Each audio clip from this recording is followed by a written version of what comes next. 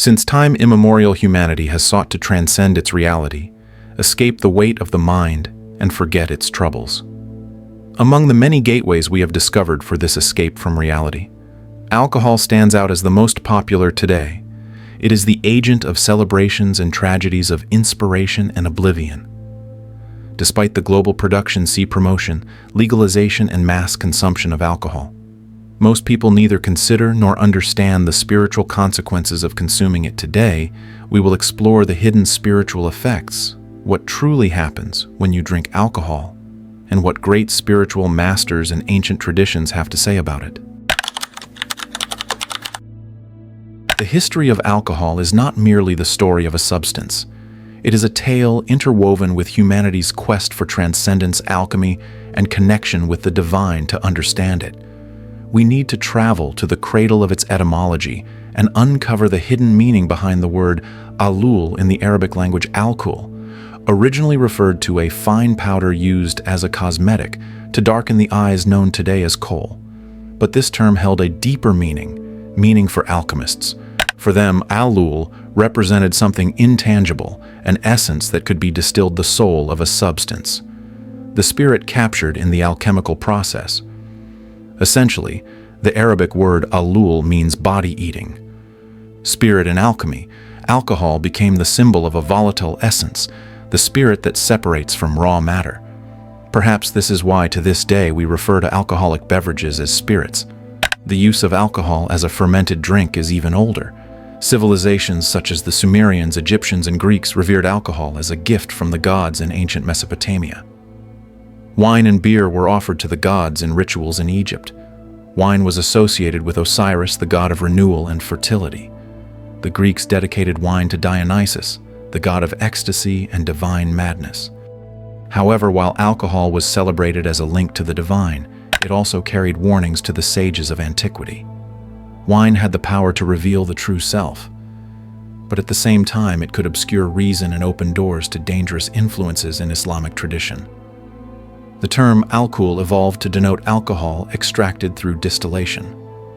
Although alcoholic beverages were prohibited in Islam, Muslim alchemists continued to study the distillation process, refining it as a scientific art. The famous Arab alchemist Jabir ibn Hayyan, known in the West as Gabir, was one of the first to document the distillation technique giving rise to alcohol. As we know it today, the legacy of alcohol transcended alchemy and became part of everyday life.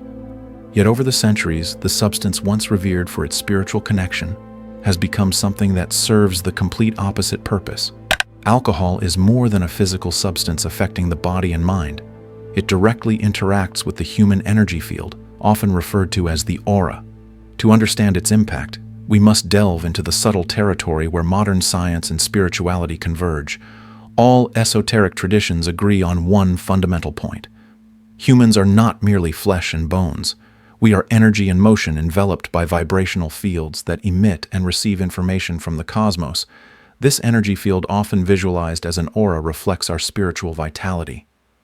It is here that alcohol exerts its deepest and least understood impact. When we consume alcohol, it enters the physical body and alters chemical processes in the brain and liver. In the energy body, alcohol acts as a destabilizing agent. It creates tears in the individual's energy field, making them vulnerable to negative external influences.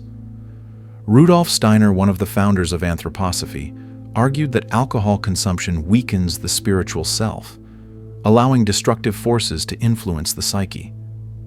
This energetic opening can attract thought forms, astral larvae, or even entities that feed on the energy of addiction, known in Spiritism as obsessing spirits. These gaps or ruptures in the aura are especially dangerous because they weaken our connection to the higher self, that divine spark that guides and protects us. Instead of remaining centered and aligned with our essence, we become scattered like a rudderless boat on turbulent waters. This is why many people report feeling emotionally unstable, spiritually disconnected, or mentally confused after consuming large amounts of alcohol. The impact on the chakras is equally significant. Alcohol tends to overstimulate the root chakra associated with earthly pleasures and survival, while weakening the crown chakra, which connects our consciousness to the divine. This creates a dangerous imbalance. We seek immediate satisfaction in the material world while avoiding higher truths. Great spiritual masters have always warned about this in the yoga. Sutra Pangali describes the importance of keeping the body and mind pure to access higher states of consciousness. Paramahansa Yogananda, in his work, Autobiography of a Yogi, stated that alcohol obscures the light of the spirit, dimming the clarity needed for true spiritual realization. Even modern science shows the effects. Neuroscience studies reveal that alcohol reduces activity in the frontal lobes, the brain region associated with conscious decision-making and introspection. The energetic impacts of alcohol can also be observed in collective environments. When many people consume alcohol in a shared space, such as parties or events, their energies mix uncontrollably. The vibration of the space tends to drop, becoming denser and more chaotic, and people's behavior becomes more primal. This is why many spiritual traditions advise avoiding environments where alcohol consumption is prevalent, recognizing the risks not only for individuals but also for the collective. On the other hand, there is a message of hope. Human energy is incredibly resilient through spiritual practices, such as meditation, Reiki yoga, and conscious intention work. It is possible to repair the damage caused to the energy field and restore balance. But this requires effort and dedication, a deliberate choice to transcend material impulses and return to alignment with the divine. By understanding the impact of alcohol on your energy field, you can begin to make more conscious choices. Choices that bring you closer to who you truly are. Is the fleeting pleasure of a drink worth the disconnection it causes from your essence? Alcohol exerts an irresistible pull on humanity over the centuries. It has been celebrated in rituals used as a medium for socialization and sought as an escape. But why, despite knowing its harmful effects on the body and mind, are we still drawn to it? What lies behind this veil of illusion that makes us crave something we know deep down will harm us? At the core of this attraction lies a profound disconnection from our true nature. Since ancient times, humans have sought ways to escape the limitations of the body and mind. The pursuit of immediate pleasure and relief from existential pain is part of the human condition. Alcohol presents itself as an apparent solution, a magical potion that promises to lighten life's burdens and transport us to a state of ecstasy of temporary freedom. But this is merely the veil of illusion. Alcohol offers a false sense of freedom and happiness. It intoxicates us when consumed. It creates a fleeting, awakening feelings of anxiety. Fear and insecurity seem to vanish. Confidence grows. The shy boy finally talks to the girl he likes. We gain courage. But these sensations are ephemeral, fleeting. They deceive us, making us believe we are free when we are actually drifting further away from our true essence. Hermetic tradition teaches that humanity is in constant pursuit of the unus mundus, the primordial unity, the state of totality and harmony with the cosmos. By turning to alcohol as a way to fill the inner void, we are making a mistaken choice. We seek unity outside ourselves in the ephemeral, in what is physically consumable and by its nature depletes us. Alcohol offers a false link to wholeness, but this link is fleeting and eventually breaks, leaving us emptier than before. Ultimately, what we seek is a reconnection with our inner divinity, the peace and fullness that do not come from external sources, but reside within us. Ancient sages such as PLO and Lao spoke of the path to true freedom and enlightenment, a path that does not depend on fleeting pleasures or temporary escapes. Plato in the Republic described the soul's ascent as a process of liberation from the illusions of the physical world. Lao in the Te Ching taught that true peace is found by living in harmony with nature and the flow of the Toei, not through excesses or escapism. On a psychological level, alcohol reinforces a pattern of emotional dependency. People often do not seek alcohol solely for pleasure, but as an attempt to cope with psychological and existential suffering. Alcohol has a sedative effect that can be appealing when someone feels overwhelmed, anxious, or stressed. By reducing stress, it offers false solace, providing a momentary sense of escape.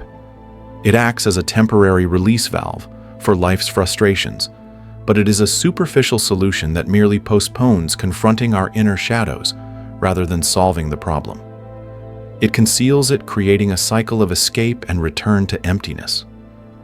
True freedom and happiness are not found in extremes of indulgence or denial, but in reconnecting with our essence, cultivating balance, and nurturing inner peace.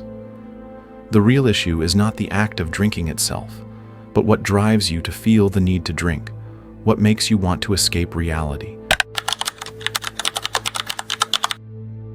Throughout history, many spiritual masters, prophets, and mystics have shared their insights on alcohol. Their words carry wisdom, warning us of the hidden dangers of this substance and its implications for our spiritual journey. These accounts are not mere moral admonitions, but profound advice, rooted in love meant to protect humanity's connection to the divine. In Vedaic traditions, alcohol is seen as a substance that reduces sattva, the quality of purity and harmony. The Bhagavad Gita teaches that a balanced mind is essential for accessing higher planes of consciousness. Anything that disturbs this balance is an obstacle on the spiritual path. According to these traditions, consuming alcohol increases the qualities of Raja's restless passion and tamas darkness and ignorance, destabilizing the practitioner and weakening their capacity for meditation and introspection. Buddha, in his teachings on the Noble Eightfold Path, warned of the dangers of intoxicating substances for him. Consuming anything that clouds the mind hinders spiritual progress because it disconnects us from the clarity needed to perceive the ultimate truth. Nirvana. In many Buddhist communities, alcohol is completely avoided as part of Shila. The ethical discipline in Hermetic and alchemical traditions, alcohol was viewed ambivalently. While it was considered a powerful substance capable of extracting essences and transforming raw materials, it was also recognized as a dangerous dual symbol. It represented both the possibility of illumination and the risk of being lost in the world of illusions. Alchemists warned that the reckless use of alcohol could lead to the degradation of the energy body, opening doors to negative influences on subtle planes. A fascinating account comes from Sufi tradition's Rumi. The great mystical poet used wine as a metaphor in his verses, referring to the wine of divine love, which intoxicates the soul with the presence of God. However, he also cautioned against literal wine, which according to him diverted seekers from the path of awakening for the Sufis. True ecstasy comes from spiritual connection, not external substances. In Christianity, alcohol occupies a peculiar place. Wine is a central symbol in the Eucharist, representing Christ's blood and the new covenant with God. However, early Christians and many saints warned of the danger of excess.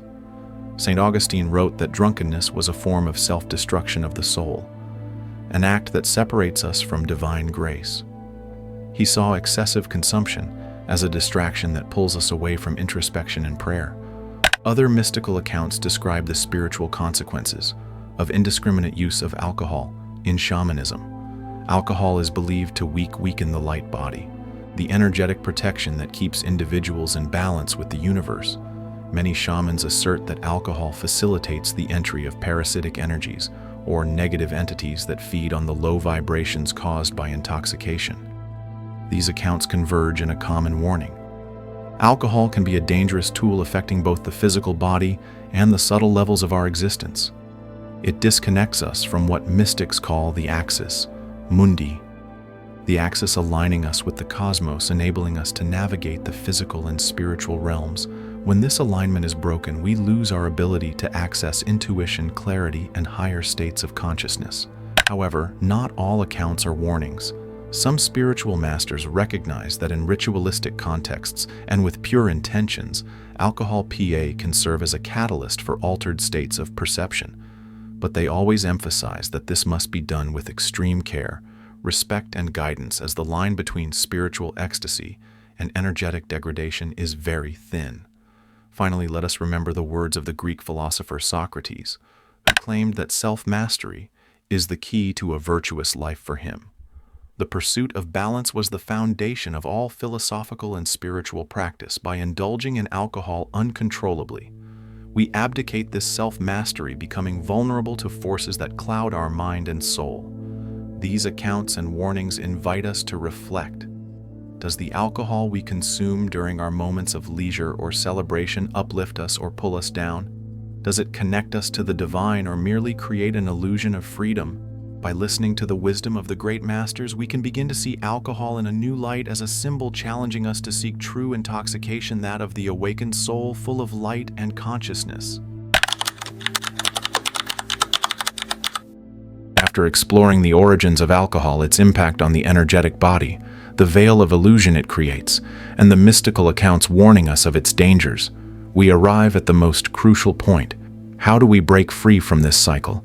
How can we transcend dependence, physical, emotional, or spiritual, and discover a new perspective, a life of clarity and connection with our essence without relying on any emotional crutches?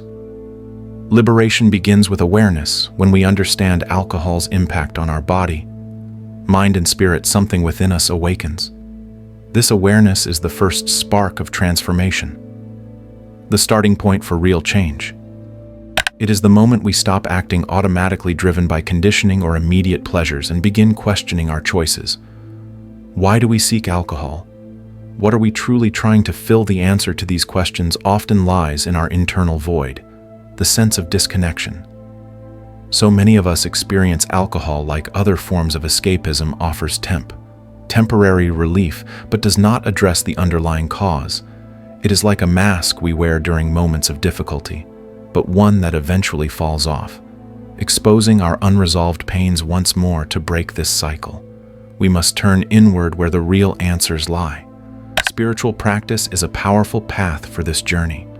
Meditation, yoga, prayer, conscious breathing, and other techniques help restore balance to the body and mind. They strengthen the energetic field and reconnect us to our essence. As we cultivate inner silence, our emotional wounds naturally surface, and as these imbalances are neutralized, we begin to realize that the peace we sought externally has always been within us, waiting to be discovered. Many spiritual traditions offer specific practices for overcoming addiction in Buddhism.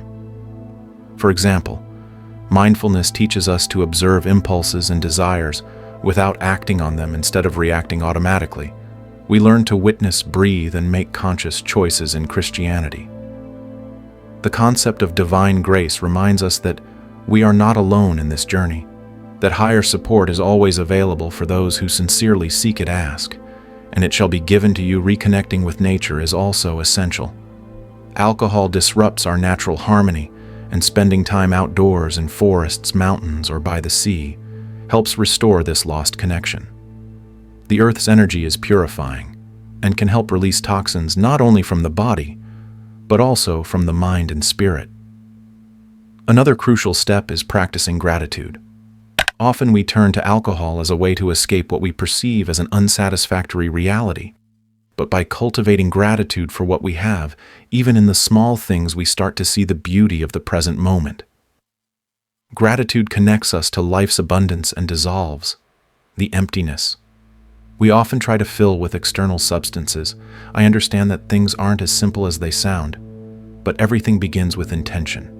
My work is to bring you the message that you are not a slave to anything. You are the master of your consciousness and do not need any substance to be happy and live a fulfilled life. Community is also vital.